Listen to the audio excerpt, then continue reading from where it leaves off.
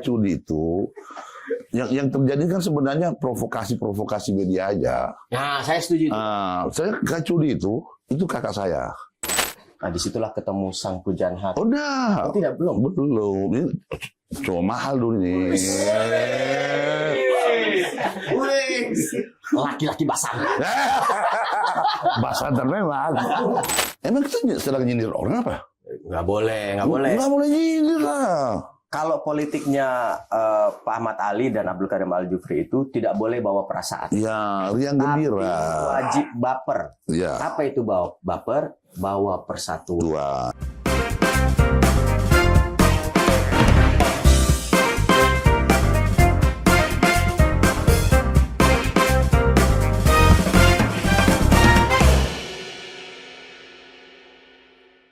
Assalamualaikum warahmatullahi wabarakatuh. Selamat datang di AK Show Jaring Asmara. Menjaring aspirasi dan inspirasi dari masyarakat. Luar biasa. Hari ini kenapa ada tambahan inspirasi? Karena yang saya undang adalah sosok yang buat saya banyak menginspirasi orang-orang di Sulawesi Tengah dan mungkin juga sekarang di nasional. Kenapa saya bilang inspirasi? Karena beliau asalnya dari sebuah desa yang mungkin kalau kita cek di peta tidak kelihatan. Maksudnya apa? Maksudnya apa? Desa aja boleh kecil, orangnya besar begitu ya.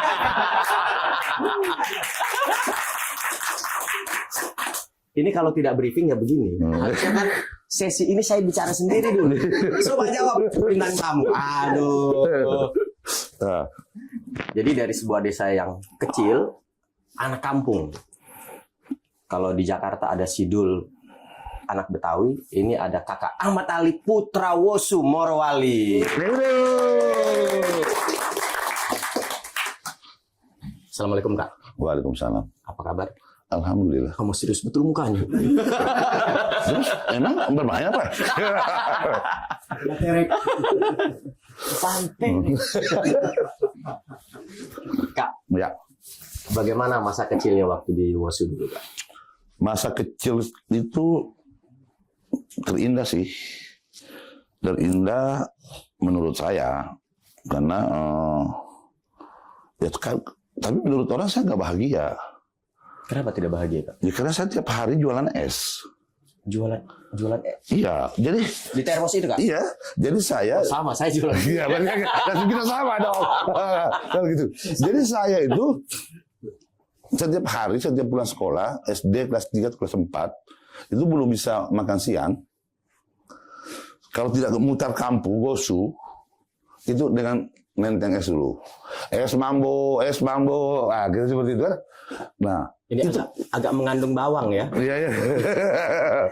Tapi ya saya sempat protes sebenarnya. Bapak saya tahu secara ekonomi cukup oke lah gitu. Dan kok orang kaya tapi Suruh anaknya jual es. iya, dan hanya digaji kasih makan siang. Jadi, nah saya bilang, tapi nggak punya hak membantah. Ya. Beda dengan anak sekarang. Coba Faisal begitu, nggak salah itu. Nah, tapi itu hari-hari yang kemudian membuat bergembira. Dan itu juga yang membentuk Kak Ahmad yang sekarang. Ya, itu sih setelah dewasa baru saya mendapatkan jawaban itu. Iya, biasanya kan kita kalau di usia muda ini disuruh orang tua, banyak kita punya bantah. Kita orang merasa di usia tertentu, orang tua kita ini tahu segalanya. Tapi begitu kita mulai beranjak remaja, dewasa, orang tua kita apa juga orang tahu. Nanti setelah kita tua, baru kita mulai menyadari bahwa apa yang dibilang orang tua kita dulu ada manfaat, hikmahnya buat kita. Luar biasa, bijak sekali saya hari ini. Ya. Tuh, kamera kelihatan ada perutku. Itu Mas.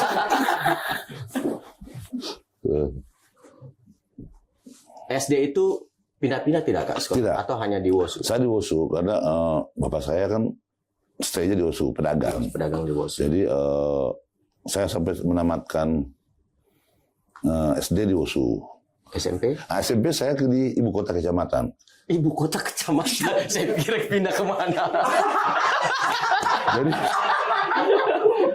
Oh, SMP sama masih di ibu kota ya? ya dari Wosu, gue kampung banget. Tapi asalnya boleh dari kampung, tapi pikirannya internasional. Siapa yang tadi malam bilang interlokal itu? Interlokal. Oh, Internasional, bukan bukan interlokal, salah gitu. Apa ya. wartel? Wartel. Oh itu hari itu. Stoki apa stoki?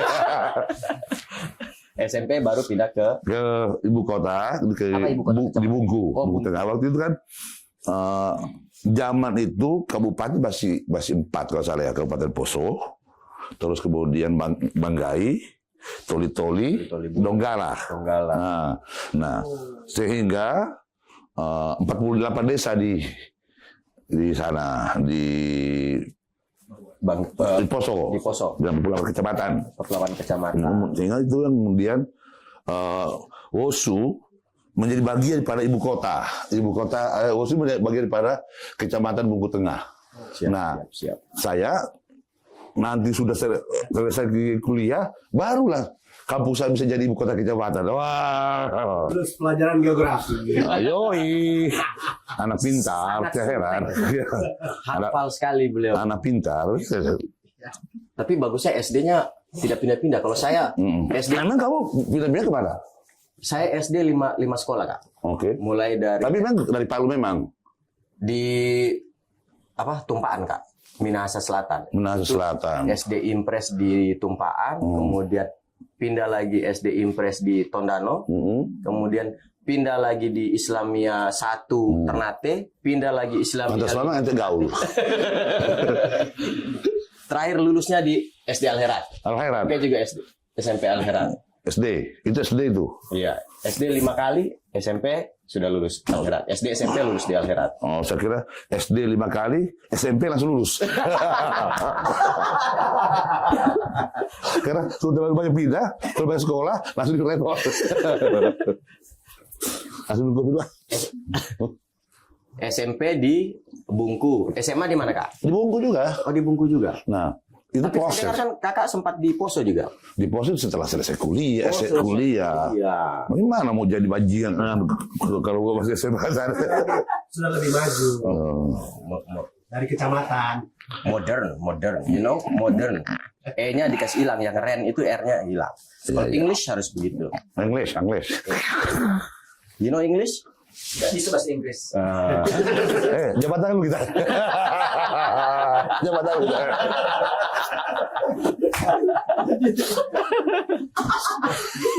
Nyindir lagi. Local pride. Local pride. Iya, Kok? kita harus bangga. Kok orang bisa? Emang kita sedang nyindir orang apa? Nggak boleh. Nggak boleh nyindir lah. Kalau politiknya Pak Ahmad Ali dan Abdul Karim Al-Jufri itu tidak boleh bawa perasaan. Ya, riang Tapi gembira. wajib baper. Ya. Apa itu baper? Bawa persatuan. Tuan. Bawa perasaan nggak boleh. Harus bawa persatuan. Kalau baper, kalau bawa perasaan, siapa mau dibawa perasaan? Terus kuliah di Untat. Untat. Nah, disitulah ketemu sang pujaan hati. Udah. Oh, tidak, belum. Ini cuma mahal dulu ini. Laki-laki basah. Basantar memang. Laki-laki Bataru. Jadi kalau ketemu pujaan hati itu di Poso. Oh, di pos. Justru setelah kuliah, kan? Setelah kuliah. Jadi saya Kira cinlok masa kuliah. tidak, kita dulu ini kan bolak-balik sana kemari. Iya. Jadi ketemunya di Poso. Nah, kenapa saya semakin mencintai HMI itu? Karena bayangkan HMI mengajari saya ilmu. Oh, kakak HMI ya? Ya, HMI. SMI, Kak. Hampir masuk Islam. Sebagai mahasiswa Islam. Jadi HMI mengajari saya ilmu. Mengajari saya untuk bisa lebih punya wawasan lebih luas. HMI pun mengatur saya punya jodoh. Iya. Jadi Bagaimana berseminya? Hah? Bagaimana berseminya? Ya itu tidak boleh dibuka itu. Jadi memang teman-teman generasi muda ya, kalau kita mau belajar, sebenarnya selain di bangku sekolah, organisasi-organisasi kecil itu akan membentuk kita juga seperti apa. Kayak saya kan, organisasi terbesar saya itu ya pencaksilat, Satria Muda Indonesia, itu yang membentuk kenapa karakter Abdul Karim itu ya seperti ini. Karena organisasi-organisasi kecil itu. Dan kalian butuh itu untuk kemudian lebih berkembang. Karena kalau kita hanya terus menerima ilmu dari orang yang besar, tanpa menyerap ilmu dari teman-teman kita yang seumuran, yang sepemikiran, itu agak berat juga. Dan untuk anak muda saya tambah, percayalah, HP ini tidak bisa membuat kalian cerdas. Yang justru membuat kalian baper ya gara-gara HP ini terlalu banyak di sosmed. Nah, gitu. Memang banyak ya sekarang kayak begitu. Ya. Apalagi ya budaya kita di sini kan, kalau tidak batere kayaknya tidak ceria hidup kita. Baterek itu apa sih? Emang gimana sih terek-terek itu? Ya kan kayak kemarin ada yang Kan di WOS itu tiara terek. Apa sih terek itu? Apa ya? Yang kemarin itu kode apa? ya kan kemarin itu kakak dibilang kapitalis lah, dibilang ini kan kalau saya bilang Siapa? batere. Ngomong begitu siapa? Ya ada lah. Oh, maksudnya kacudi itu, saya dengar itu. Saya malah tidak tahu. Saya tidak ke sana malah. Iya nah. Karena kakak sudah bilang nah, gini, Om Cudi. itu sebenarnya bukan kacudi itu. Kacudi itu yang terjadi kan sebenarnya provokasi media aja. Nah, saya setuju. Saya kacudi itu kakak saya. Jadi apapun perkataan yang keluar dari mulutnya itu pasti pelajaran buat saya. Siap. Sehingga saya bilang sama teman-teman, udahlah berhentilah mengadu domba saya dengan Pak Cudi. Karena beliau itu orang yang sangat berjasa dalam perjalanan karir saya. Orang yang berjasa membentuk karakter politik saya. Jadi ada 3 orang, ada namanya Arus Abdul Karim, ada Longki Janggola, ada Rusdi Mastura. Ketiga ini saling melengkapi untuk memberikan kontribusi. Jadi untuk membentuk saya jadi seperti ini. Dan mereka tahu kalau saya sedikit-sedikit ya karena saya menyerap dari 3 orang guru. Menyerap dari 3 orang guru yang saya serap sehingga agak kalau ada lompatan ya karena mereka berguru pada 1 orang, saya berguru pada mereka bertiga. Nah, jadi tapi kalau tanya sama Cudi dalam hati kecilnya saya yakin betul pasti dia bangga kepada saya. Terima kasih ya. Nah, pasti dia bangga kepada saya. Ya, Pancasila. Itu. Nah, jadi saya bilang sama teman-teman media yang tidak tahu perjalanan saya, berhentilah untuk mengadu domba saya. Karena apapun yang dia bilang tentang saya akan terima sebagai satu pelajaran. Luar biasa. Gitu. Tapi begini ya, memang tidak boleh mengadu domba. Karena Kamat dan Om Cudi sama-sama manusia. Ya. Jadi percuma. Nah. Bukan domba. Domba ya. Salah.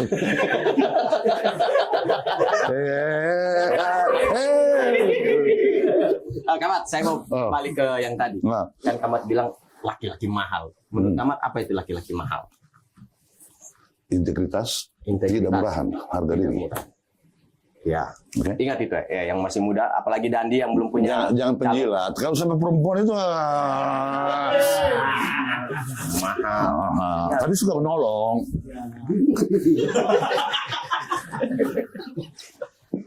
Kamat, orang kan melihat Kamat itu sebagai Kamat yang sekarang, yang agak sombong juga sih kalau mau saya bilang tidak berseri uangnya.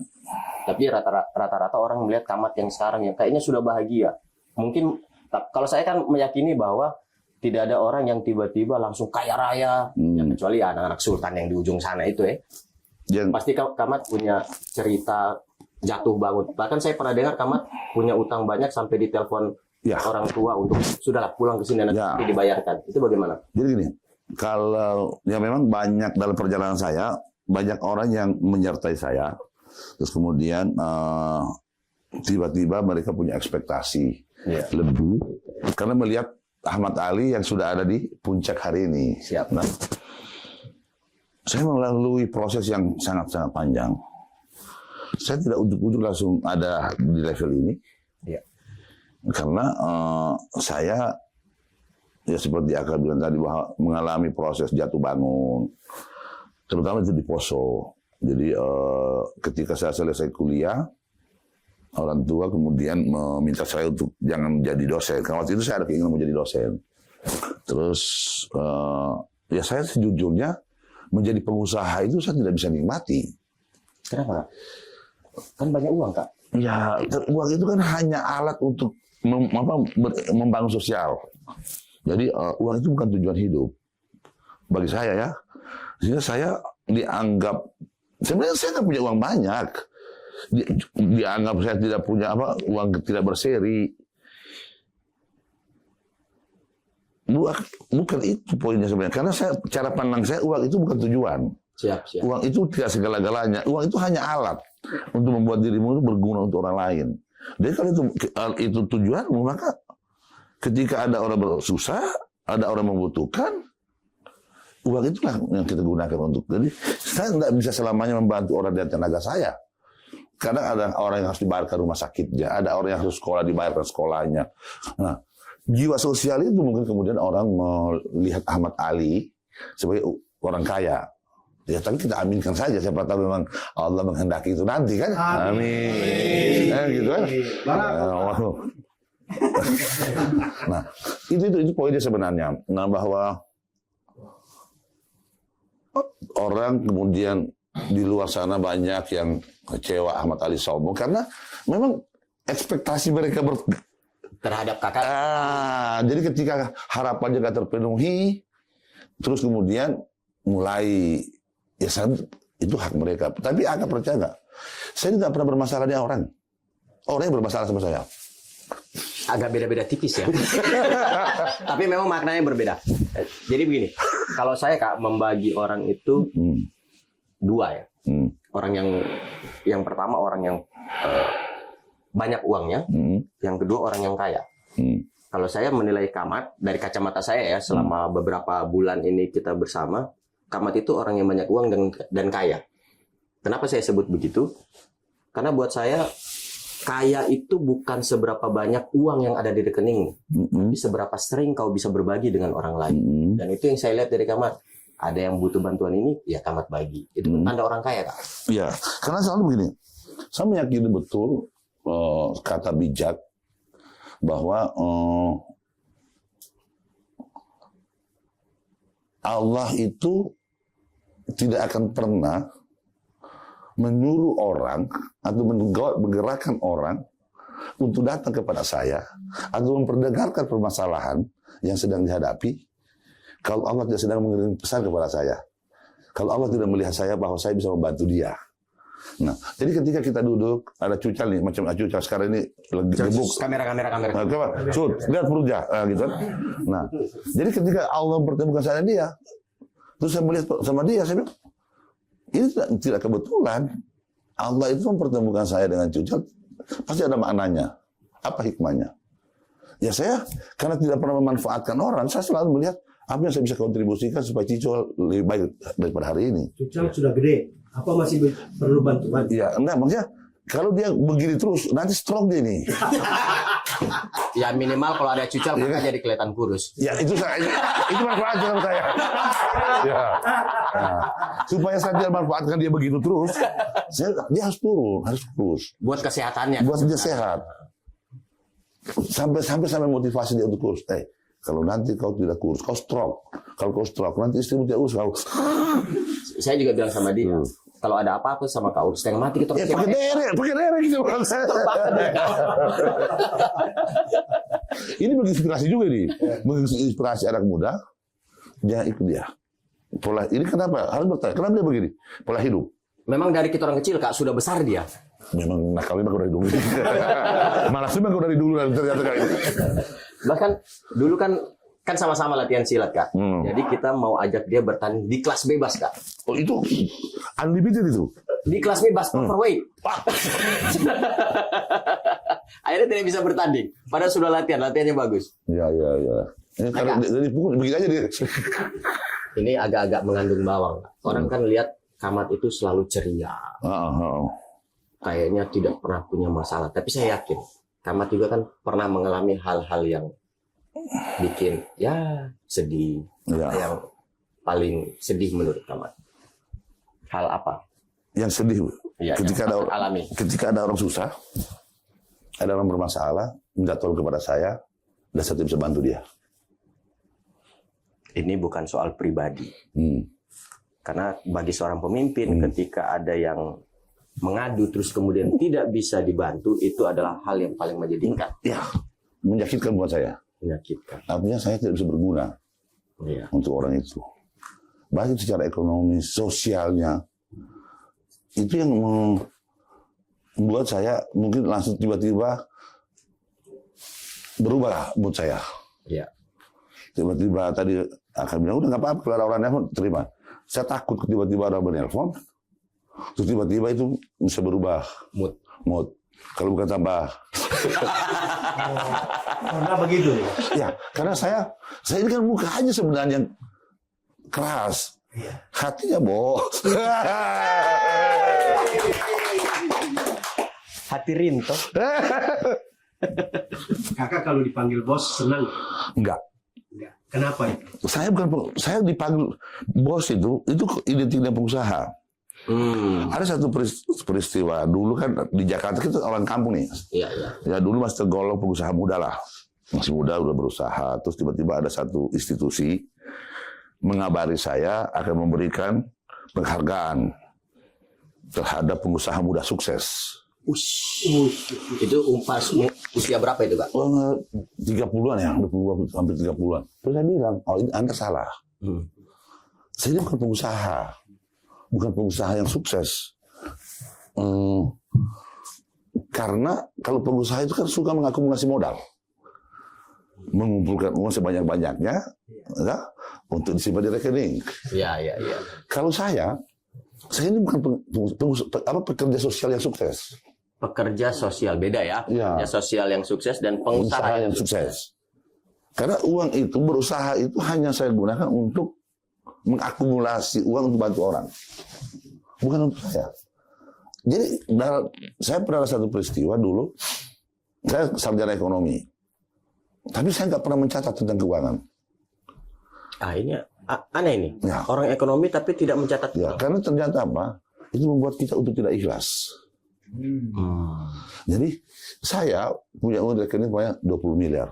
Ya. Tiba-tiba kok 11 miliar, 12 miliar, punya 5 miliar, kok tiba-tiba tinggal 200 juta. Nah, begitu dilihat, buka, pernah saya catat. Ini hanya untuk nggak ada untuk investasi. Ini hanya untuk bantu orang. Nah, membuat hati kita untuk berbagi itu menjadi, padahal nikmat berbagi itu Masya Allah. Kau nggak akan pernah miskin, kau nggak akan pernah susah dengan berbagi kepada orang. Semakin banyak kamu bagi, Allah pasti akan membantumu. Tuhanmu pasti akan membantumu. Gitu. Tamat. Pernah dikejar-kejar debt collector tidak? Oh pernah. Jangan, jadi gini, dulu. Apa itu? Pinjol atau apa? Pinjol sih zaman saya belum ada. Belum ada. Jadi dulu. Mungkin EO apa? Ibu Nilam utang belangat. Kalau dia lawannya tidak. Saya pribadi bermasalah. Kalau istriku dia pernah bermasalah. Jadi dulu saya waktu di Poso itu, saya pernah mengalami satu peristiwa. Dari punya mobil sekian banyak, terus tiba-tiba saya jatuh. Tinggal pakai motor ojek, sewa ojek. Soalnya ojek zaman itu? Iya, motor ojek itu. Rental harian. Oh, sewa harian. Sewa harian. Ada ojek. Jadi ketika tiba mau dari Palu, dari Poso mau ke Palu. Itu sudah menikah, Kak? Sudah menikah malah. Sudah menikah. Proses itu. So, ada Nugi ya? Nugi ya, sudah ada. Terus saya pernah nyewa rental dari Poso ke Palu. Jadi sewa sebulan. Itu pas nggak bisa bayar, dikejar-kejar. Saya bilang ini hal yang, tapi ya di sini pelajarannya apa? Kamu nggak boleh bertopeng. Iya. Kalau bisanya kamu hanya bisa pakai ojek. Ya, pakai itu. Pakai ojek. Iya. Jangan pernah bertopeng untuk menaikkan nilai sosialmu. Karena nanti beban sosialnya kamu nggak bisa pikul. Ya. Uang makan puji itu susah. Memang biaya makan puji nih. Ya. Jadi jangan seakan orang kaya punya mobil. Pengusaha kan selalu bertopeng seperti itu. Nah, dampak dari itu itu bukan semakin kita terangkat, itu semakin terpuruk. Malah tekanan Iya, sendiri buat iya. kita. Apa adanya aja. Jadi saya nggak pernah sedang bertopeng. Apa yang saya katakan itu adalah diri saya. Nah, tapi ketika saya Allah mencukupkan, saya menikmati. Masa saya nggak bisa nikmati sih? Punya gua. Udah cukup susah dulu, bos. Susah-susah didapatkan, ya manfaatkan. Lah iya. Jangan kamu bertopeng. Topeng. Tapi buka dulu Topengmu. Tapi saya setuju dengan itu, Kak. Karena dulu waktu Pak Prabowo maju Pilpres itu ada yang menyarankan beliau untuk seperti lawan politiknya yang naik bajai ini itu. Pak Prabowo marah. Ya saya punyanya Lexus. Ya. Ya saya akan pakai apa yang biasa saya pakai. Iya, betul. Jangan jadi berpolitik itu, jangan jadi manusia jadi-jadian. Ya. Tiba-tiba jadi orang baik. Ya topeng tadi. Ya. Kalau Pak Ahmad Ali yang hari-harinya pakai LC, pakai Lexus, tiba-tiba pakai Innova. Agak keluar juga lidahnya Innova itu baterai kamat dengan Lah iya. Dia bilang, ini apa nih? Supaya dibilang sederhana gitu loh. Nah, Hmm. Gak bisa gitu menurut saya. Politisi natural aja. Sekali lagi, jangan kamu bertopeng. ini penonton paling apa ya? Atraktif. Atraktif paling selama ini tuh cuman kayak alay-alay dahsyat kita. La. Ya. Baper kita. Nah, itu sih pesannya untuk politisi kan kita sekarang ini menghadapi momentum politik nih. Katanya kita dua ada yang calon gubernur nama Ahmad Ali dan Abdul Karim juga. Yang mana itu? Itu lagi top itu sekarang. Wis. Ya kalau tidak ada yang puji siapa lagi yang puji diri kita kan? Nah, pesannya politisi itu adalah pengabdian. Jalan Pengabdian. Saya akan memandang itu sebagai satu bukan pekerjaan, tapi itu adalah pengabdian. Nah, kalau di pengabdian berarti dia bukan mata pencaharian. Nah, kalau politik itu dianggap sebagai profesi, ya itu bisa jadi pekerjaan, Iya. pencaharian. Insya Allah kami berdua sih tidak lagi masuk pada ruang itu ya. Kalau saya jujur ya, Kak, waktu masih di Jakarta itu gaji saya sebenarnya biasa-biasa saja, tapi selalu saya punya spare uang untuk akhir bulan ajak adik-adik di Platnas makan, ini belanja ini itu. Ya. Tapi begitu jadi anggota DPRD yang gajinya lebih Dari itu. gaji di sana, kalau ada 1 juta saja di rekening gaji itu, setiap akhir bulan saya merasa saya sangat kaya. Karena biasanya migas. Migas ya. Iya. Sama. Jadi DPR saya 2 periode. Terus gaji saya tuh nggak Pak DPR RI 54 juta. Iya. Nah, saya ketika dulu kampanye saya bilang kalau saya terpilih menjadi anggota DPR, maka gaji ini saya akan gunakan untuk mengumrahkan, memuliakan para imam. Imam, ya. Ini kan kita belum tahu di gaji DPR ini berapa waktu itu. Dipikir banyak. Rata-rata DPR gaya hidupnya kan. Lente memang. Oh. Ya tidak usah DPR RI kan. DPR provinsi kabupaten juga banyak pendapatan kalau jadi anggota DPR ini banyak uang ya kan? Ya. Ya. Janji dong. Begitu dulu di DPR, astaga, 54 juta. Saya bolak-balik 1 ajudan, saya kan? Naupumo. 2 kali bolak-balik. Ya karena sudah terlanjur bicara. Bahwa memang ada yang sempat viral tuh. Ada salah satu anggota DPR bilang gaji gini. Ya, jadi itu ada, memang di DPR itu ada namanya reses. Ya. Reses itu 400 juta 1 bulan. 1 kali reses, tahun itu 4 kali atau 5 kali. Saya sudah, kemudian ada kunjungan perorangan. Tapi itu kan uang masyarakat. Yang harus dikembalikan ke masyarakat. Jadi kalau saya turun, saya terkelas juga kalau reses. Ya. Terus Kalau DPR provinsi tidak bisa begitu. Oh, tidak bisa begitu. Sudah itu. Jadi, tapi karena saya udah janji, udah saya harus menepati. Ya. Jadi uang reses itu, jadi gaji yang 54, dia udah saya masukkan dalam 1 rekening reses, no? Iya. Nah, totalnya ya kalau itu reses, jadi biaya reses saya tanggung pakai uang pribadi. Masih ditambah dengan uang pribadi. Ya, karena saya mengumrahkan imam masjid itu hari ini kurang lebih 17 orang. Masya Allah. Takbir. Nah, terus mungkin orang ini riak, bukan. Politisi itu menjadi masalah hari ini. Kalau tidak ketahuan apa yang dia ketika dia berjanji di hadapan publik, kampanye ini ada 5.000 orang. Kalau saya jadi anggota DPR, saya akan begini. Begitu kamu tunaikan, maka itu harus sampaikan ke masyarakat. Kan itu adalah bentuk pertanggungjawaban publik. Kalau berjanji di hadapan publik, kamu tunaikan. Iya. Itu juga harus disampaikan ke publik.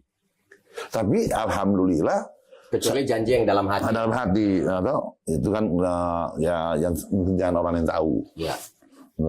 Dan apa?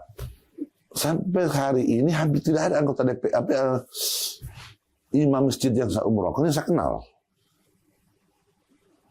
Tapi setelah itu mereka jadi mengenal kakak. Ya, jadi mereka kalau kenal siapa yang nggak tahu Ahmad Ali, lagi-lagi Mas Santan gitu loh. Agak-agak demang ya. Demango. Jadi kenapa saya berusaha untuk meminimalisir interaksi dengan mereka, dengan orang-orang yang pernah saya bantu. Saya memaknai hidup ini seperti roda pedati. Jadi kadang kita di bawah, ya saya sudah pernah di bawah, sangat di bawah.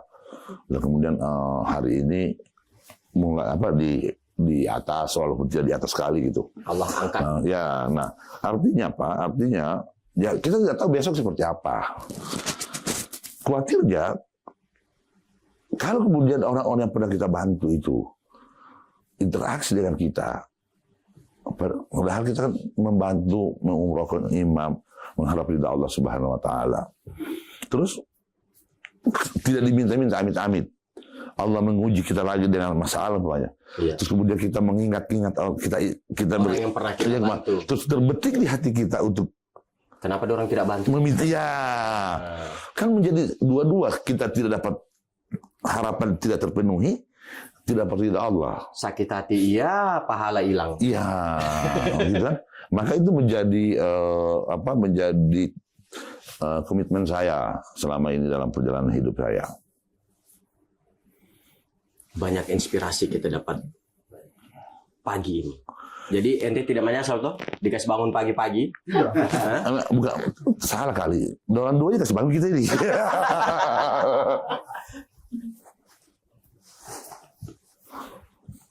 Terus dari tadi perasaan kau tanya terus sama saya. Host.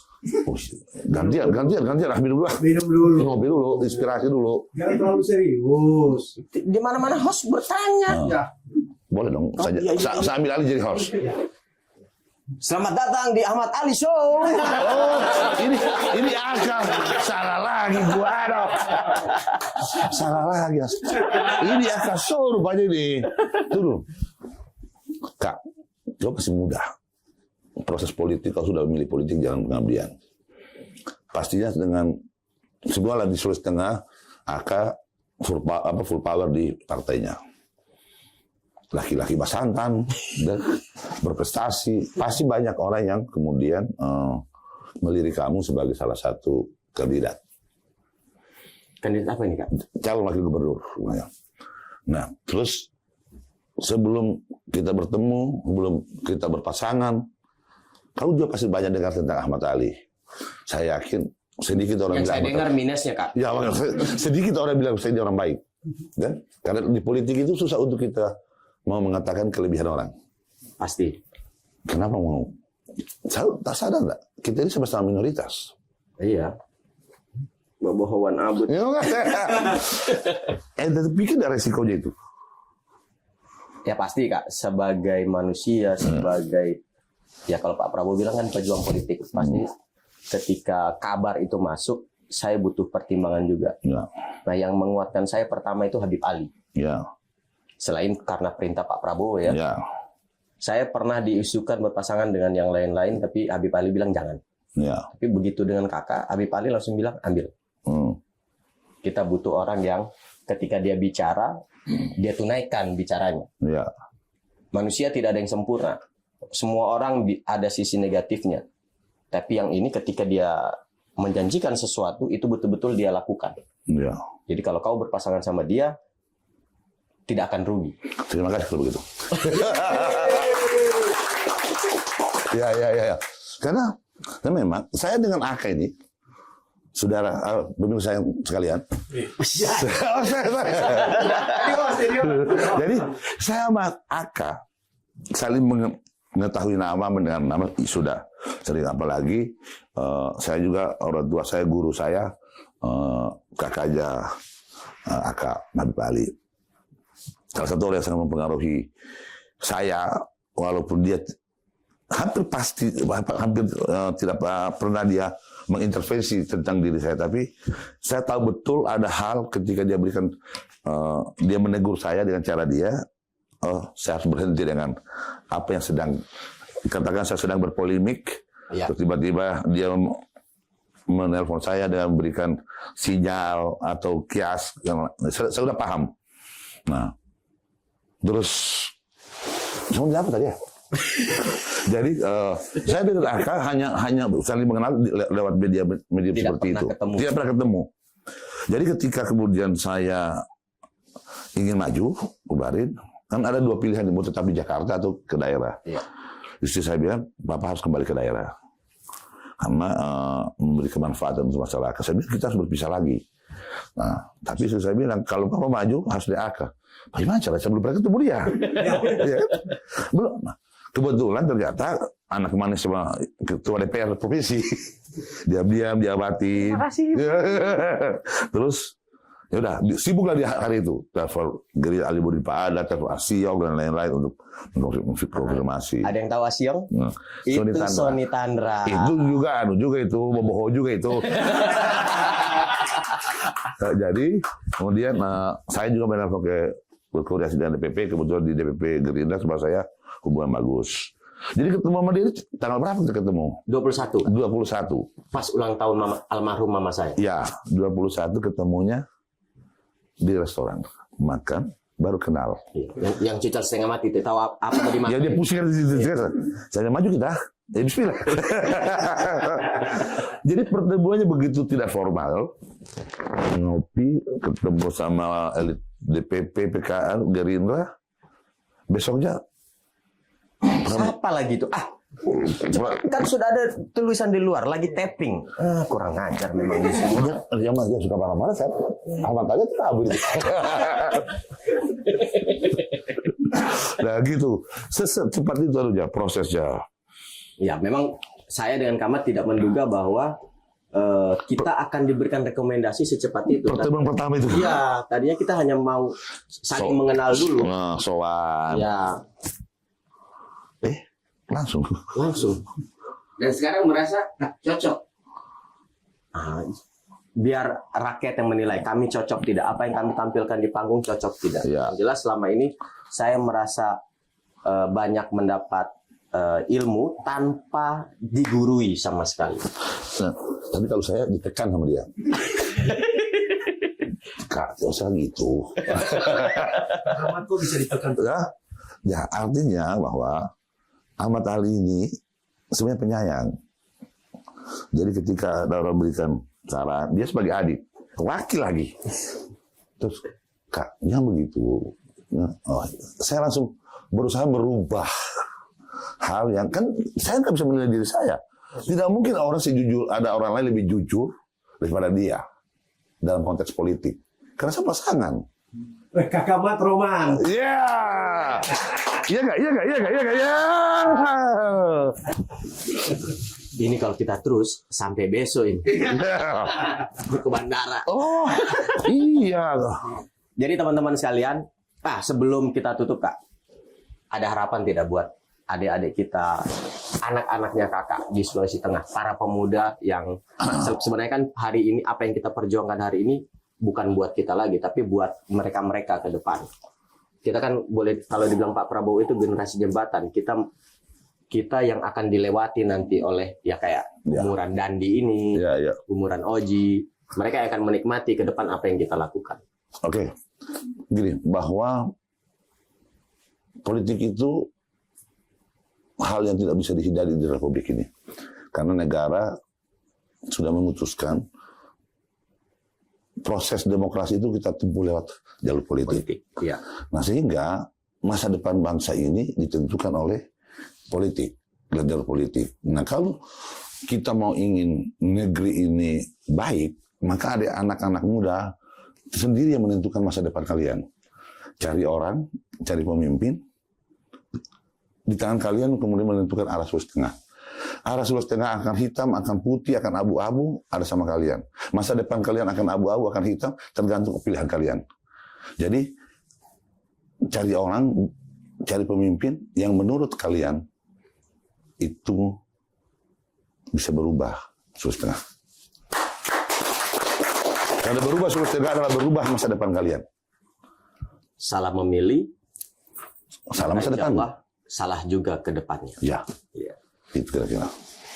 Ada beberapa fase dalam kehidupan manusia. Jadi kalau yang pernah saya dengar, di bawah usia 30 itu masanya mencari mentor, masanya mencari pemimpin. Ketika orang yang kau idolakan itu salah, maka kedepannya hidupmu juga insya Allah akan salah. Tapi ketika kau menemukan mentor yang baik, guru yang baik, kakak yang baik, insya Allah ini kedepannya contohnya. lebih terarah. Mentalnya bagus, ada judi, Ya, seperti ada lagi, tadi. ya kan? Iya, Bu. Pasti mereka merindukan bagaimana kapan murid mereka jadi pemimpin negeri ini. Terima kasih. Sampai jumpa lagi di Aka Show berikutnya. Aka Show. Dan situasi.